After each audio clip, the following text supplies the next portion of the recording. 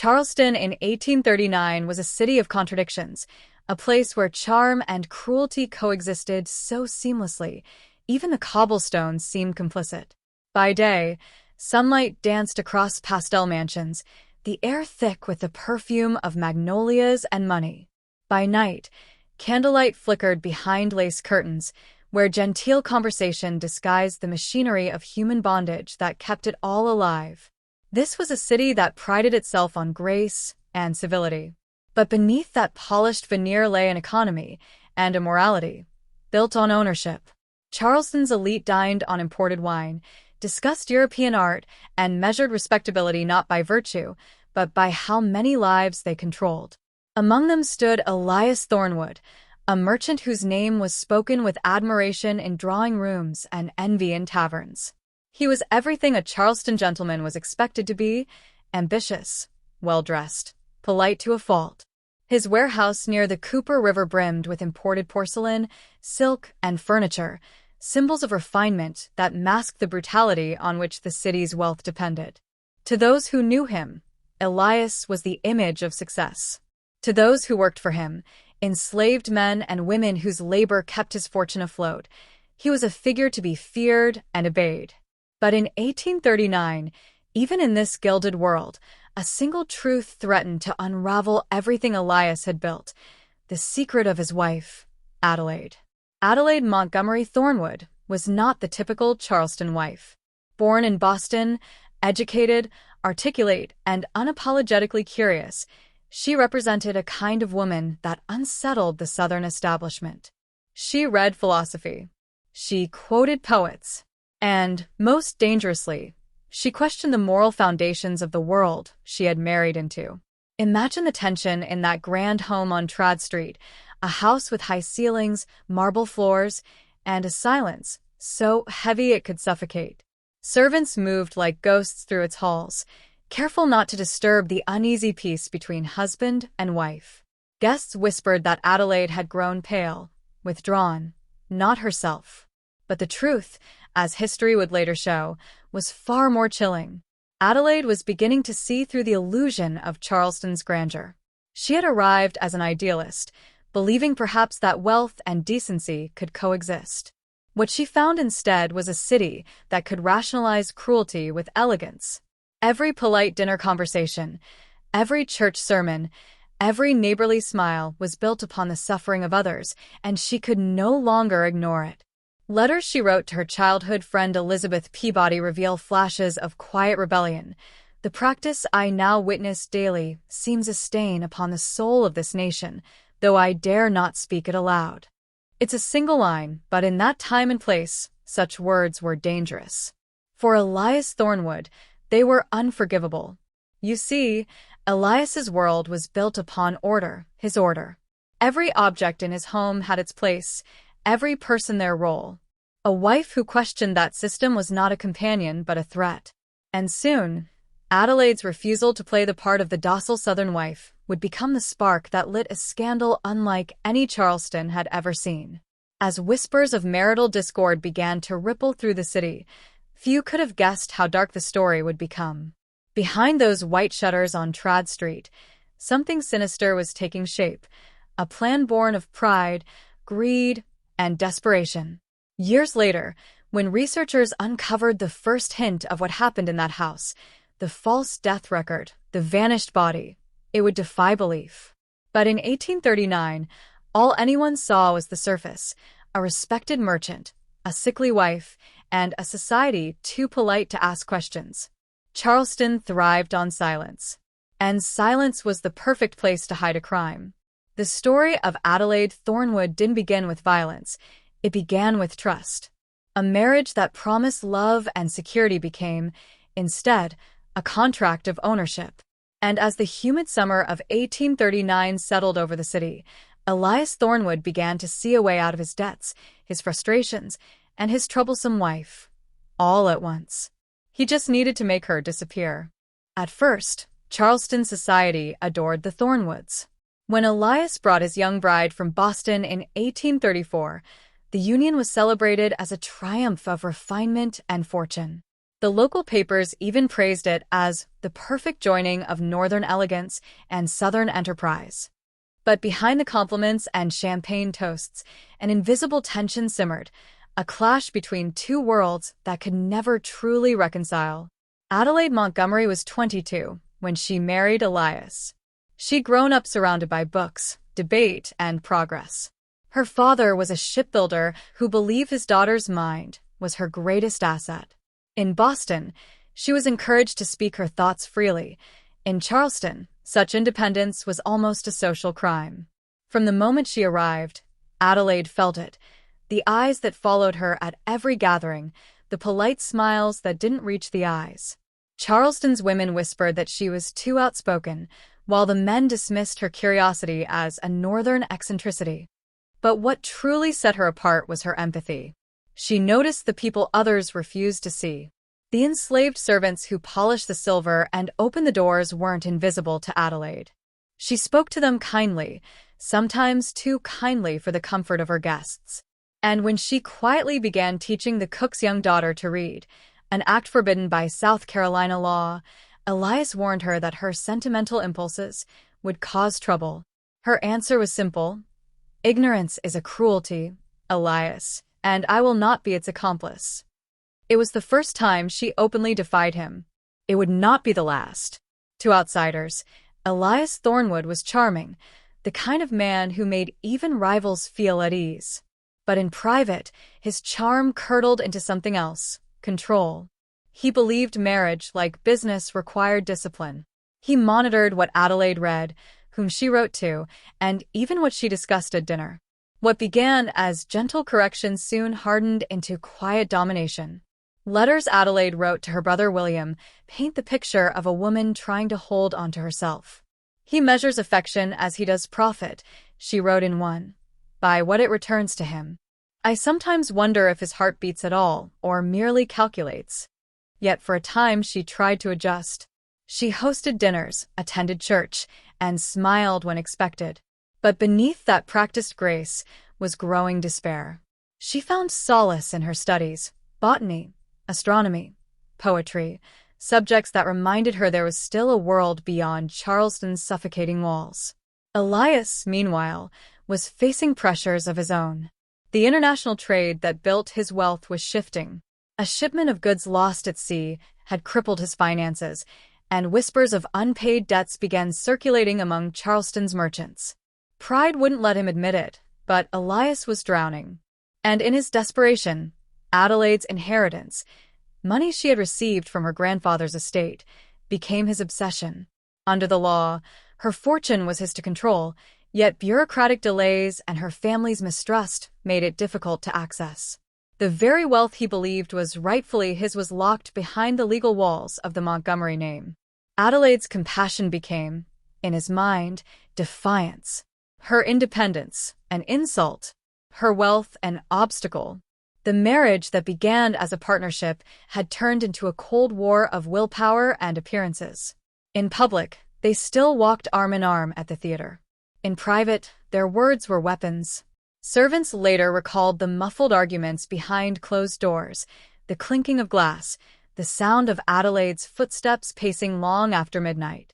There were moments, too, when fear flickered in her diary entries, small, cryptic notes that would only make sense decades later.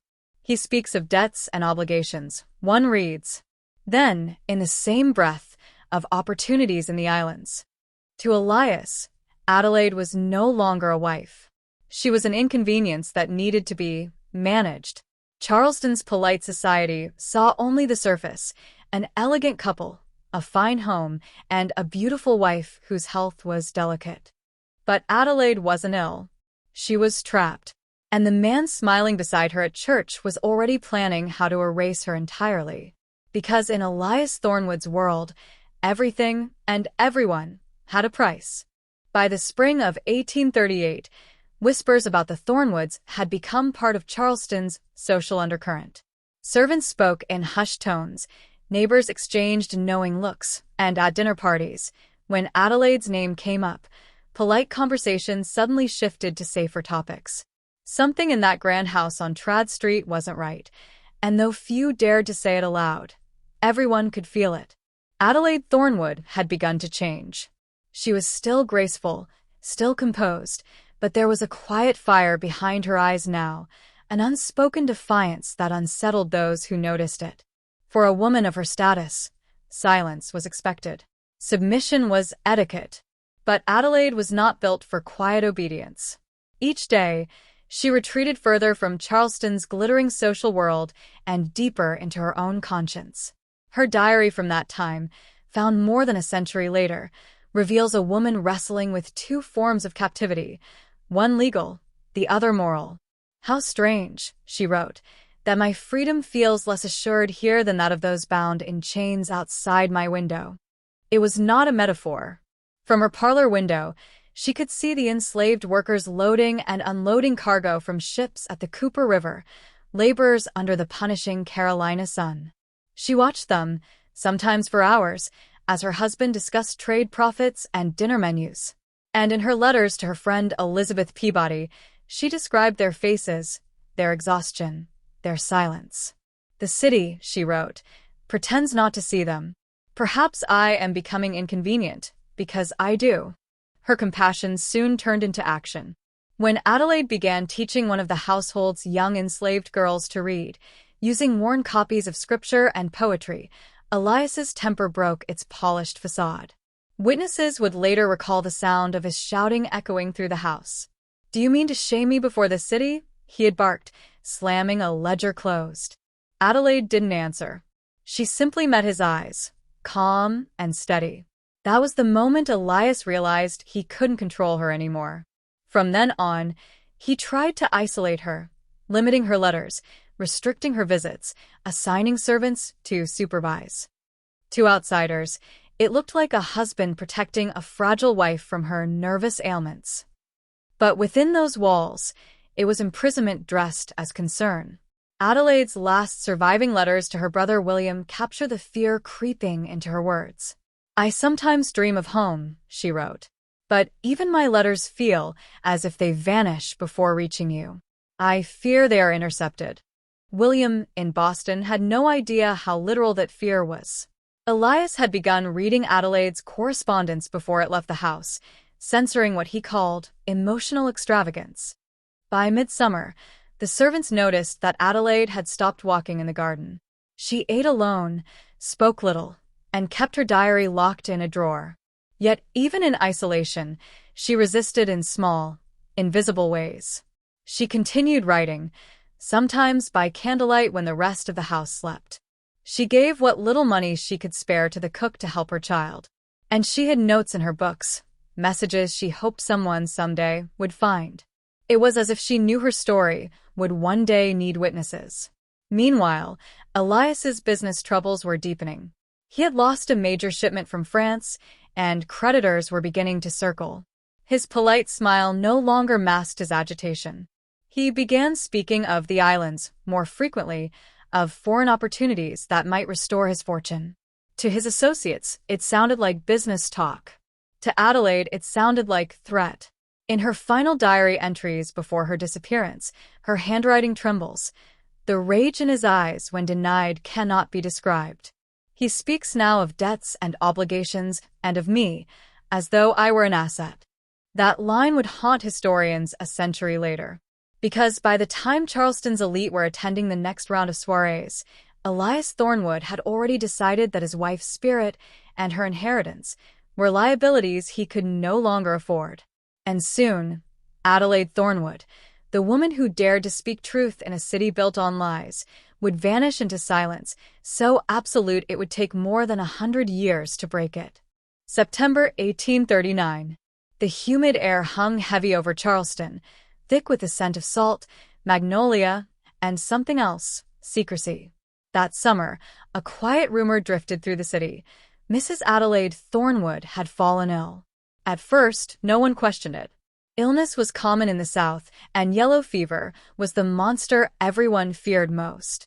When Elias announced his wife's tragic passing, only weeks later, the city mourned politely, as it always did. A brief notice appeared in the Charleston Courier. A modest headstone was placed in St. Philip's churchyard. The inscription was simple, restrained. Adelaide Thornwood, beloved wife, 1817 to 1839. And just like that, she was gone. No one attended the burial beyond a few household servants and distant acquaintances. The death certificate, signed by Dr. James Wilkinson, listed the cause as yellow fever.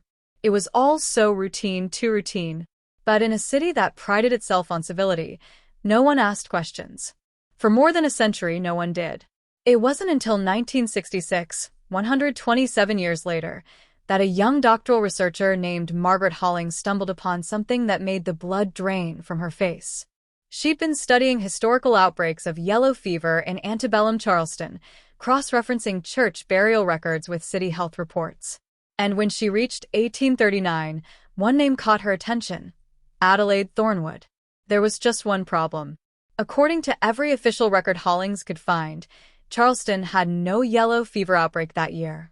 The city's health board reported it as one of the mildest summers on record. Cool Atlantic breezes had kept mosquitoes, the fever's carriers, at bay. Hospitals recorded no fatalities. No doctors reported treating the disease. It was statistically an impossible death. Hollings might have dismissed it as clerical error until she found the church registry at St. Philip's. Scribbled faintly in the margin beside Adelaide's name were the words, "Not deceased as recorded. Inquiries to cease by order of Judge Harrington." A century-old note, almost lost to time. That single sentence cracked open one of Charleston's darkest secrets. Historians later pieced together how carefully the lie had been constructed. Elias had secured a false certificate through his connections. Dr. Wilkinson, a well-respected physician with business ties to Thornwood's import company, had every reason to comply. Judge Harrington, a man whose courtroom Elias helped finance, ensured that any future inquiries would be quietly silenced. Charleston's polite society saw what it wanted to see: a wealthy man grieving, a tragedy neatly explained, and a wife who conveniently left no heirs or questions. For Elias Thornwood, the ruse worked perfectly. Within months, he sold the Trad Street house and left Charleston for Savannah, telling anyone who asked that the memories were too painful. He remarried within 2 years. Life moved on. But records, unlike people, don't forget so easily. When Hollings brought her discovery to local historians, most dismissed it. An interesting anomaly, one said, but probably nothing more. Yet Hollings couldn't let it go. Why would a judge order inquiries to cease if there was nothing suspicious to hide?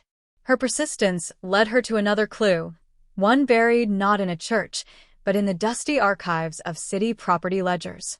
Among hundreds of yellow documents, she found a bill of sale dated August 27, 1839, 6 days before Adelaide's supposed death. The document described one mulatto woman, approximately 20 years of age, literate, of Boston origin. The signature at the bottom was unmistakable: E. Thornwood. The handwriting matched perfectly with Elias's other business records. The date, the description, the buyer, a notorious slave trader named James Bouvier, everything lined up. Still, Hollings couldn't bring herself to say the words aloud. Could it be possible that Adelaide, an educated white woman from Boston, had not died of illness, but had instead been sold into slavery by her own husband? It sounded unthinkable. And yet, the deeper she dug, the clearer it became. No witnesses to a death. No physician's notes beyond a signature. No burial record that could be verified. Just a headstone, a lie, and a city content to let the silence endure. The more Hollings uncovered, the more chilling the picture became: a conspiracy of respectability. A society so invested in its own facade that it would rather bury truth itself than confront what one of its gentlemen had done. As Hollings later wrote in her thesis, Charleston did not fail to record Adelaide Thornwood's death. It succeeded in erasing her life. The city that prided itself on its civility had perfected the art of polite horror. And what came next would prove that Adelaide Thornwood's story wasn't just a local scandal. It was a glimpse into the moral abyss at the heart of an entire era. In the aftermath of the Civil War, Charleston was a city of ruins, its mansions cracked, its pride shaken, and its secrets scattered like ash. But among the wreckage, one Union officer stumbled upon a clue that would, decades later, reignite the story of Adelaide Thornwood. His name was Captain Frederick Bellows. In 1865, he was tasked with auditing property records and confiscated assets as part of Reconstruction efforts. The work was tedious: ledgers, receipts, endless documents inked in fading brown. But one particular entry stopped him cold. It was dated August 27, 1839, just 6 days before Adelaide's supposed death. The document was a bill of sale between Elias Thornwood and a well-known slave trader, James Bouvier, who often operated between Charleston, New Orleans, and Havana. The sale price was unusually high, $1,800, a sum typically reserved for skilled artisans or house servants, of exceptional value. But it wasn't the amount that caught Bellows' eye, it was the description. One mulatto woman, approximately 20 years of age. Fair complexion, appearance of sunburn across nose and cheeks. Literate. Speaks well. Claims Boston origin. At first, Bellows assumed it was a clerical oddity. A white woman from Boston, described as property? Impossible. But the document was signed in a bold, sweeping hand, E. Thornwood, and sealed by a notary. The handwriting was consistent with other commercial papers recovered from Thornwood's warehouse. Something about it didn't sit right. Digging deeper, Bellows found that James Bouvier boarded the merchant vessel Carolina, made 2 days later, bound for New Orleans. The ship's manifest listed cargo, furniture, goods, and one servant. It was the last trace of that transaction. But it wasn't the end of the trail. In the confiscated papers of Judge Harrington, the same judge who had ordered inquiries to cease, Bellows discovered a chilling letter dated October 12, 1839, just weeks after Adelaide's supposed burial. It read, "The matter has been concluded to your specifications. The package has been delivered to the Spanish gentleman as arranged. Your instructions regarding communication have been followed precisely. No further correspondence on this matter should be necessary. Signed, J.B. James Bouvier." Bellows' hands reportedly trembled as he read it. The package. The language was cold, deliberate, transactional. This was no rumor, no ghost story. It was a record of human trafficking hidden in plain sight. He wrote an internal report suggesting the unthinkable, that Adelaide Thornwood had been sold into slavery under false identity and possibly transported out of the United States. But his findings were quietly buried amid the bureaucratic chaos of Reconstruction. No charges were filed. No one cared to reopen a case that would indict Charleston's old elite. Bellows' notes sat in military archives, forgotten for nearly a century.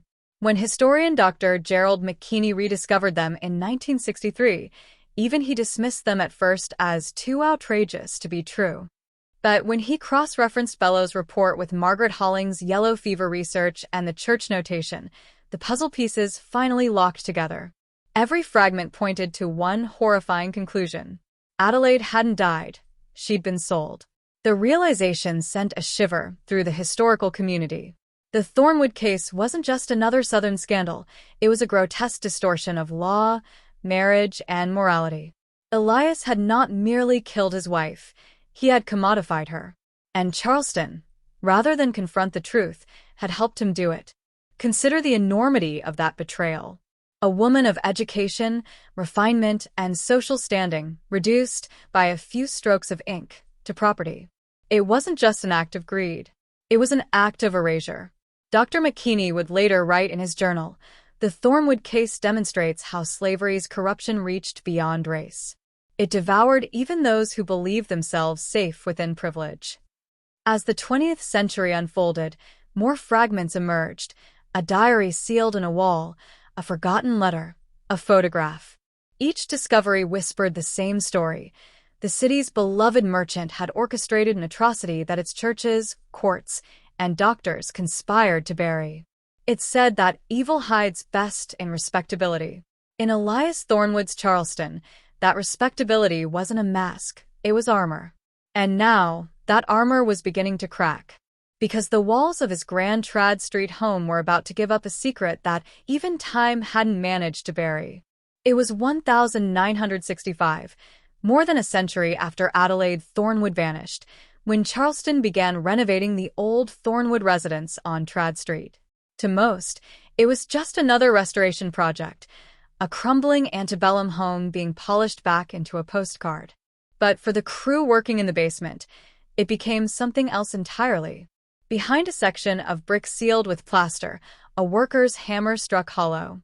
Inside the narrow cavity lay a small, water-stained leather-bound book, its pages swollen and brittle with age. No one thought much of it at first, just another artifact of Charleston's past. But when a local historian opened it days later under careful light, she realized what she was holding wasn't debris. It was a voice. The diary of Adelaide Montgomery Thornwood. The ink had faded to brown, and much of it was illegible, but fragments survived, words that breathed life into the ghost of a woman history had buried alive. The first entries, dated 1838, were ordinary. Observations about the city, notes on literature, musings about Charleston's endless summer heat. But as the months went on, the tone shifted. The handwriting became sharper, the spaces between lines tighter, as if she were writing in secret, trying to fit her truth into margins. He grows restless, speaks little at table. I feel his eyes upon me as one might observe a prisoner, patiently, methodically. I dream of Boston, of snow, of quiet, of the sound of my mother's voice. There is no quiet here, only walls that listen. Each line dripped with unease. Then came the final entries, the ones that froze everyone who read them. E has become something I no longer recognize. The rage in his eyes when denied cannot be described. He speaks of debts and obligations, and then of opportunities in the islands. I have written to William, but fear the letter may not have been sent. Last night, the key was removed from my door. Mary P. has promised to call tomorrow, which provides some comfort. I will keep this book hidden, should truth ever need a witness. Those were her last words. The entries ended abruptly in mid-August 1839, 2 weeks before her supposed death. The rest of the pages were blank. For historians, the diary wasn't just a discovery, it was a revelation. It transformed Adelaide from a name on a headstone into a living, breathing woman whose fear was etched in her own hand. Every word confirmed what Margaret Hollings and Captain Bellows had suspected. Adelaide hadn't died of disease, she'd been silenced.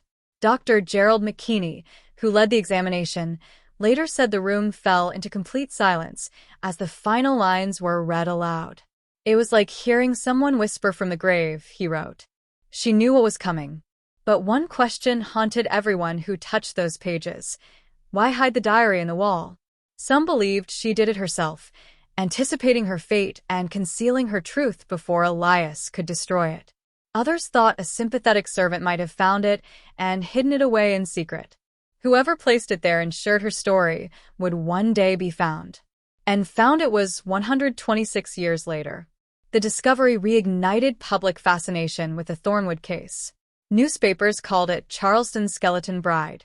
Tourists flocked to see the house, though the new owners refused entry. But behind the headlines, historians wrestled with the horror of what it revealed, that a woman of privilege, education, and standing could vanish into the machinery of slavery, and no one would dare ask where she went. The diary didn't give answers about what happened next, but it painted a vivid portrait of the days leading up to Adelaide's disappearance, the isolation, the gaslighting, the terror hidden behind politeness. Her husband's cruelty wasn't loud, it was calculated. A quiet dismantling of her agency until she was reduced to property in his mind. There's a chilling intimacy to her final entry. Last night the key was removed from my door. It's an image that speaks louder than any confession. A locked door, a woman trapped, and a husband preparing to erase her existence. When Dr. McKinney donated the diary to the Charleston Historical Society, he wrote on the tag attached to it, "The walls remember what men try to forget." And maybe that's the truth of Charleston itself, a city whose beauty was built over buried sins, whose silence still hums with voices that refuse to stay hidden.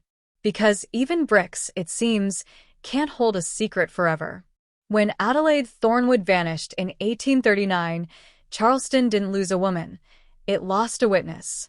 And for the city's powerful men, that was exactly the point. You see, Elias Thornwood couldn't have carried out such a crime alone. The sale of a white woman, his wife, into slavery would have required silence from people in positions of authority, men who signed papers, sealed records, and looked the other way. What Adelaide's story reveals isn't just one man's depravity, it's an entire system's moral collapse. Let's start with the doctor.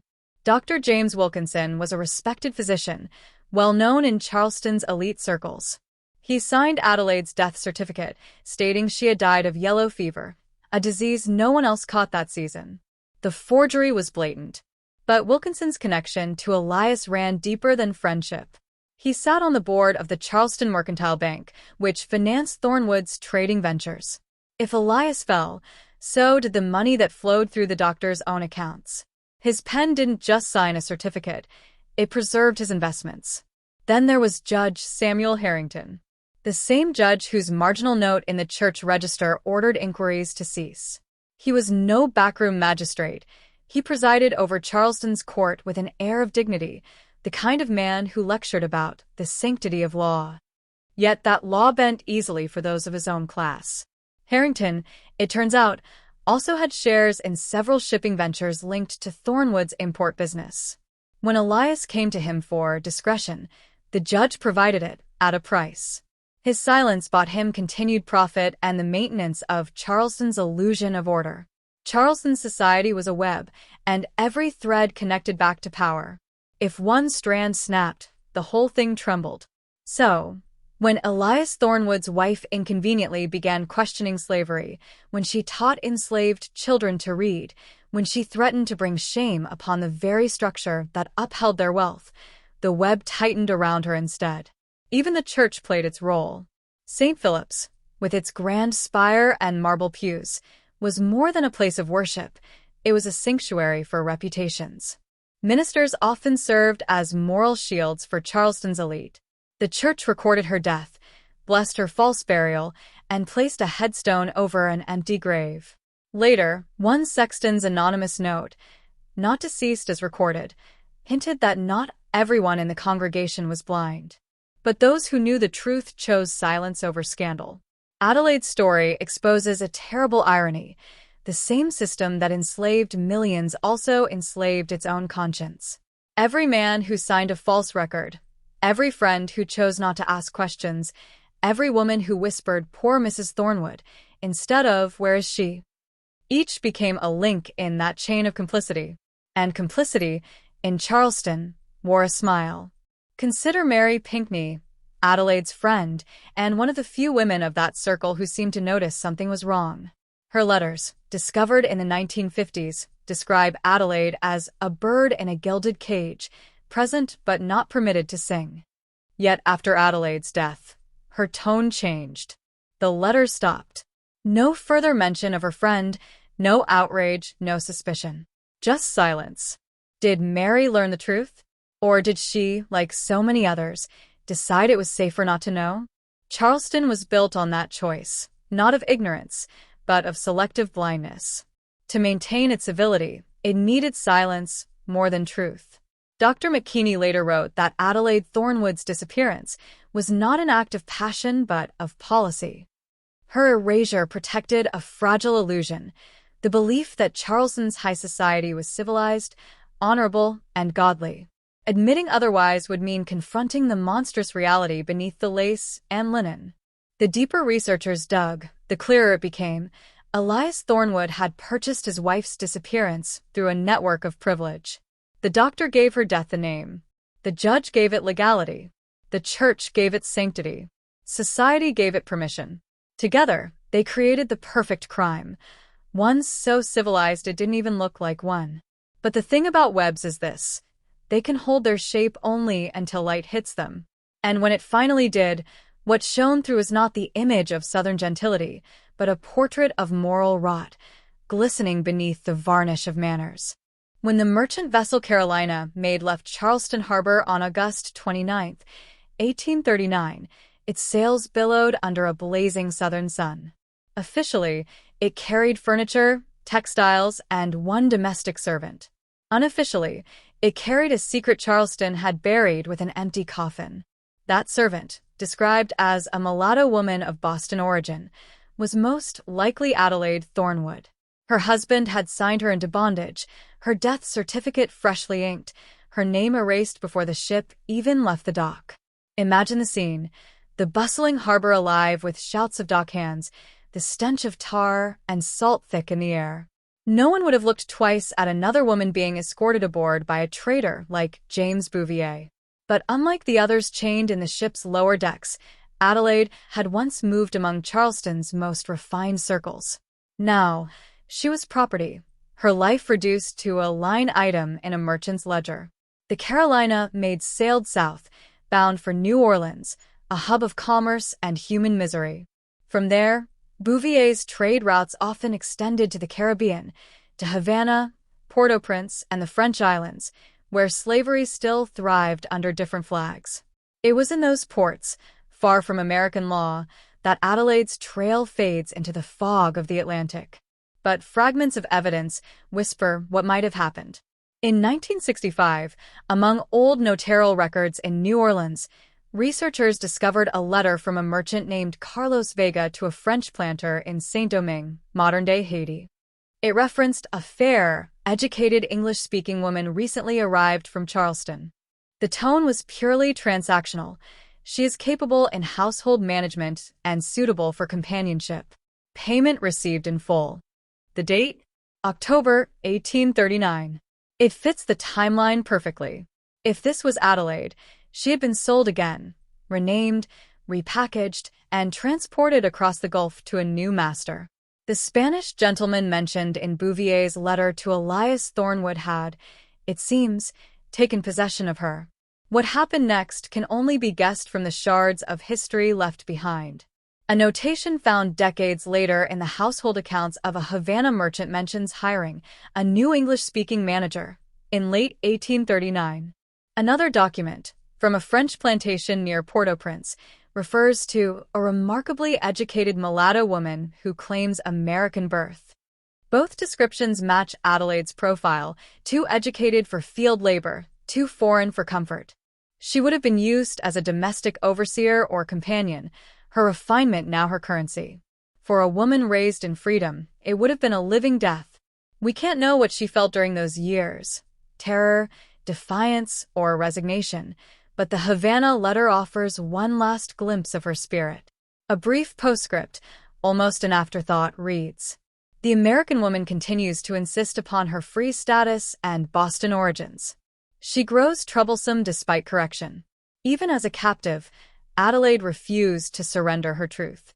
She kept insisting she was free, even as the world around her insisted she was not." That single line may be the last record of her voice. From there, her trail goes cold. No further documents bear her name, or any name resembling hers. It's as if she dissolved into history, one life swallowed by the machinery of slavery that consumed millions. And yet, her story stands out precisely because she wasn't supposed to disappear. She was white, wealthy, connected. She had protections that others never did. But in a society ruled by profit and power, those protections meant nothing once a man decided she was an inconvenience. What makes Adelaide's fate so haunting isn't just what happened to her, but how possible it was. Laws allowed it. Institutions concealed it. And the same Atlantic routes that carried sugar, cotton, and gold also carried human souls, some born enslaved, others betrayed into it.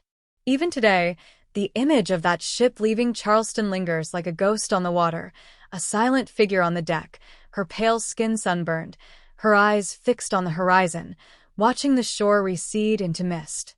Did she believe rescue would come? Did she still think of her brother in Boston, of her friend Mary Pinckney, of the home on Trad Street?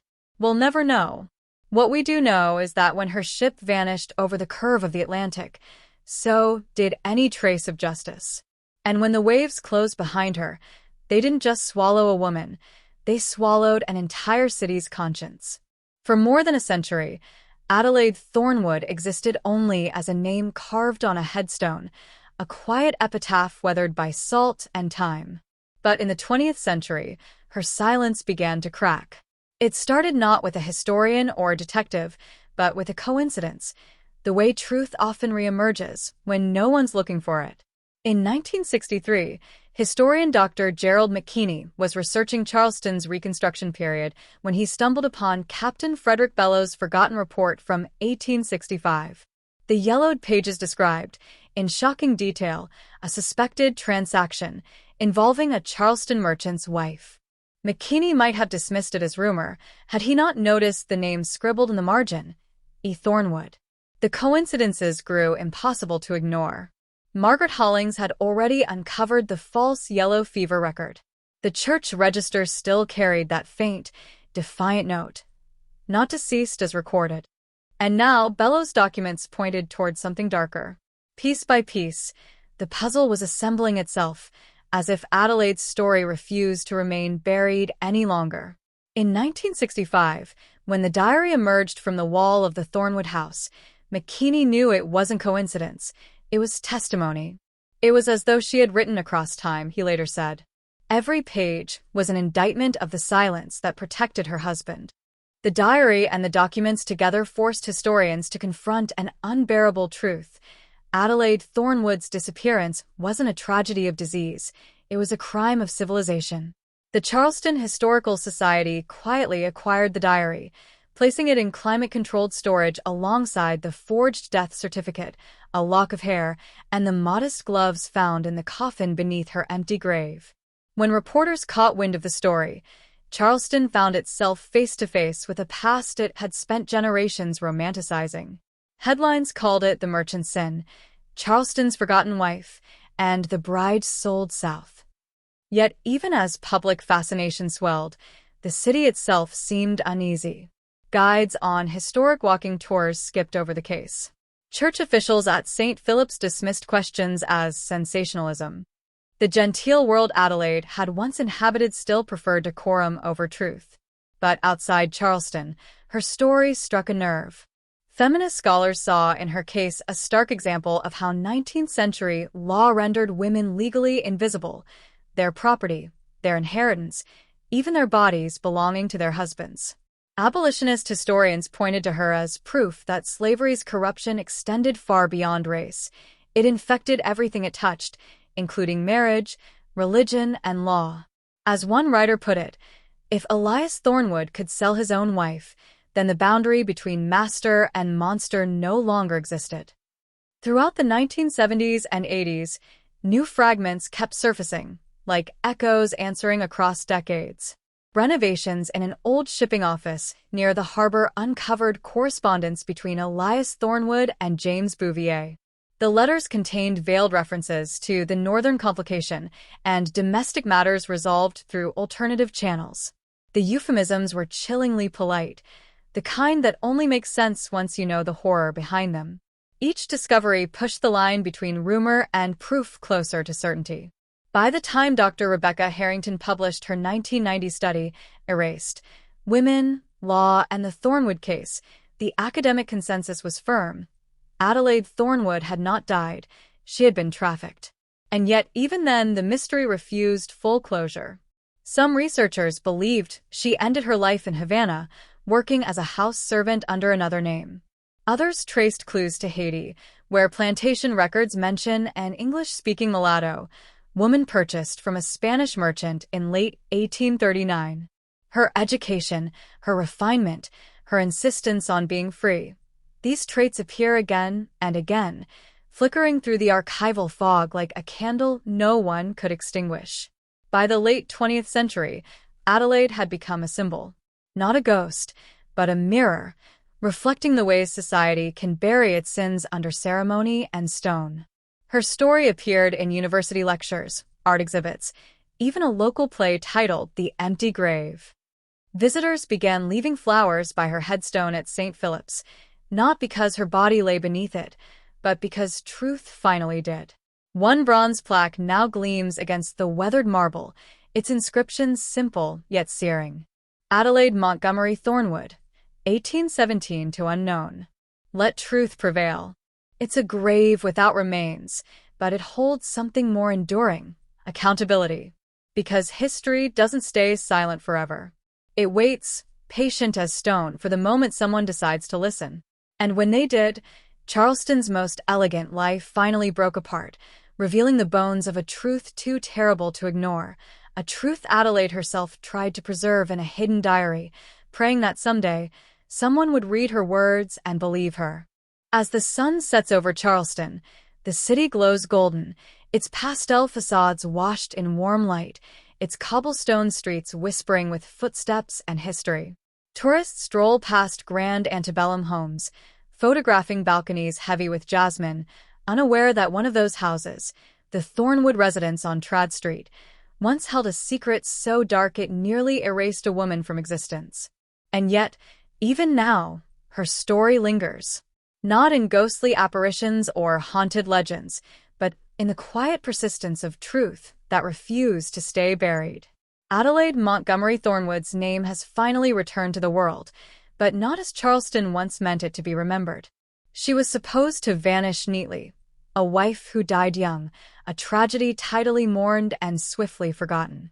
Instead, her story became an indictment, not only of a husband's cruelty, but of a society that allowed evil to masquerade as propriety. Her fate exposed a deeper corruption than one man's sin. It showed how institutions, the church, the courts, medicine, even marriage itself, could conspire to erase a life when preserving appearances mattered more than preserving truth. In the centuries since, Charleston has worked to reckon with its past, though not without resistance. Plaques now mark the sites of former slave auctions. Museums tell the stories of the enslaved alongside the celebrated. And in the corner of St. Philip's Churchyard, visitors pause at Adelaide's empty grave, a space where grief has long since given way to reflection. There, under a bronze plaque that reads, "Let Truth Prevail," flowers appear every few weeks. Some left by historians, others by strangers who simply read her story and felt compelled to bear witness. It's easy to mistake Adelaide's tale for an anomaly, a single act of cruelty in a brutal era. But the more we examine it, the clearer it becomes. She wasn't just a victim of her husband's greed. She was a victim of a system designed to make such cruelty possible, a system that stripped women of legal identity and entire peoples of humanity. The legal doctrine of coverture meant that upon marriage, Adelaide ceased to exist in the eyes of the law. Her property, her inheritance, even her body became her husband's possession. In that sense, her sale was not a perversion of the system, it was its logical conclusion. Elias Thornwood didn't defy his world's rules, he exploited them perfectly. That's what makes this story so chilling. In Charleston's genteel society, moral rot didn't look like violence, it looked like etiquette. It wore gloves, attended church, and smiled. People like Dr. Wilkinson, Judge Harrington, and every silent neighbor were not monsters in the shadows. They were respectable citizens. The real horror of Adelaide's story lies in how ordinary her betrayal was. Even now, the details of her final fate remain uncertain. Was she taken to Havana, to Haiti, or further still, to the edges of the Caribbean world where names and origins dissolved? Did she ever see the sea again from the other side? Did she hold on to hope, whispering her true name under the stars as she once whispered it into her diary? No one knows. But what endures is the defiance within that one surviving sentence from her final months. "Last night the key was removed from my door." It wasn't just fear she recorded. It was a warning. A truth locked away, waiting to be freed. And in time it was. When her diary was found more than a century later, Charleston was forced to look in the mirror, to see what its history of grace and gentility had cost. Today, historians call the Thornwood case a moral litmus test, proof that the past's beauty and brutality often occupy the same house. If you walk by 23 Trad Street now, you won't see ghosts or hear screams. You'll just feel something heavier than air, the echo of a truth that waited generations to be told. And maybe that's the real haunting, not the spirit of Adelaide Thornwood, but the weight of what her story says about us. How easily good people can stay silent, how quickly justice can decay under the weight of comfort and custom. Her grave may be empty, but it holds more than a body ever could. It holds the reminder that truth, no matter how long it's hidden, always finds a way to breathe again. Because in the end, Elias Thornwood's lies didn't prevail. His wealth vanished. His name faded. But hers, the woman he tried to erase, endures. Adelaide Montgomery Thornwood, 1817 to unknown. Let truth prevail.